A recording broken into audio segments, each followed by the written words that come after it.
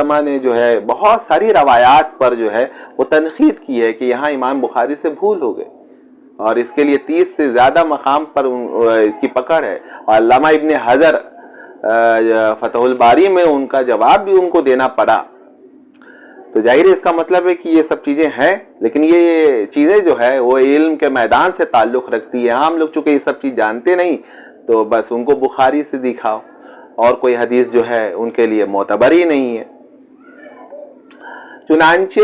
ان اوہام بخاری کے لیے حافظ کو جو ہے توجہ فرمانی پڑی، اور کشف الظنون میں شروع بخاری کے تذکرہ میں ایک شرح ابو ذر احمد بن ابراہیم حلبی، یہ 884 ہجری کے ہیں، کی مذکور ہے، جس کا نام ہی ہے توضیح الاوہام الواقعہ فی الصحیح۔ اس کا مطلب ہے کہ بہت ساری جگہوں میں امام بخاری جیسی شخصیت کو بھی وہ وہم ہو گیا، وہ گڑبڑ ہو گیا، واقعہ کچھ تھا یا کہیں پہ کچھ سا ہو گیا اس میں، اور اس کی گرفت ہوئی۔ تو سمجھ میں آتا کہ حدیثیں ہم تک جو پہنچانے والے علماء تھے ان کی حدیث پر باریکیوں پر کتنی نظر، کہ وہ صحیح تک میں جو ہے انہوں نے وہ چیز کو ڈھونڈ نکالا کہ یہاں امام بخاری چوک گئے، ان سے نسیان ہو گیا، خطا ہو گئی، وہم ہو گیا ان کو۔